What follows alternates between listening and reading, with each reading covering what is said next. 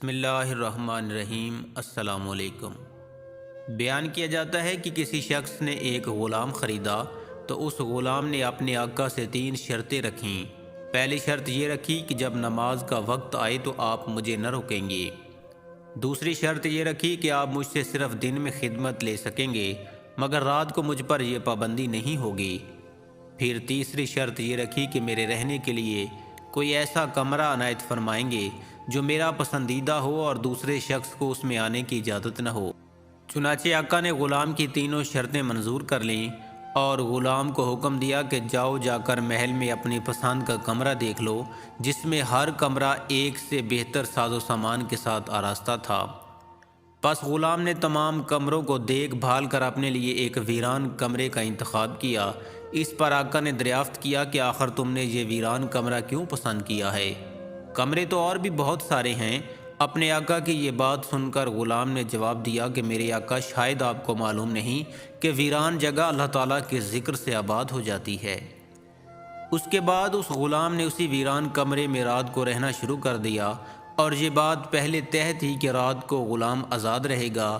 جب غلام کو اپنے پسندیدہ آزاد کمرے میں رہتے ہوئے کچھ عرصہ گزر گیا تو اس کے آقا نے ایک دن رات کو بزم احباب منعقد کی، اور نصف شب کے بعد جب دوست احباب رخصت ہو گئے تو مالک مکان چہل قدمی کرتا ہوا غلام کے کمرے کی جانب جا نکلا۔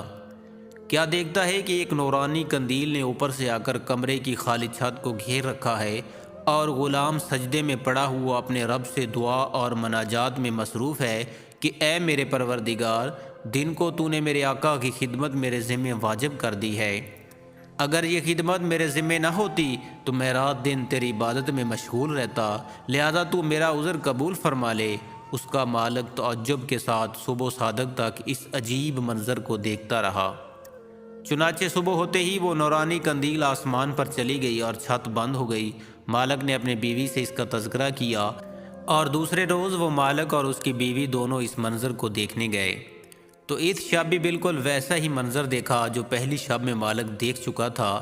صبح ان دونوں نے غلام کو بلا کر کہا کہ تو اللہ کے واسطے آزاد ہے تاکہ اپنی خواہش کے مطابق رات دن اللہ تعالیٰ کی عبادت میں مشغول رہ سکے، جس سے تو معذرت کرتا رہتا ہے۔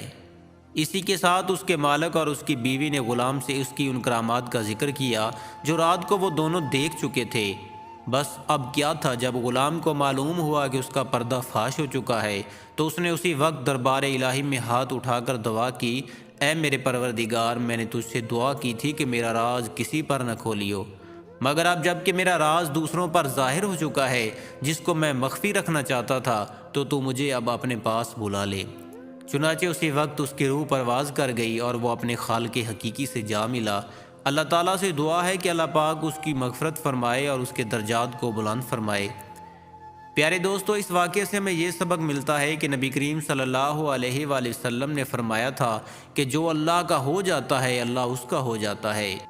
دیکھیے اس عالم فنا فی اللہ کی دعا کس طرح ہاتھوں ہاتھ درجہ قبولیت کو پہنچ گئی۔ اللہ تعالیٰ ہمیں بھی اس واقعے سے سبق حاصل کرنے کی توفیق عطا فرمائے۔ آمین یا رب العالمین۔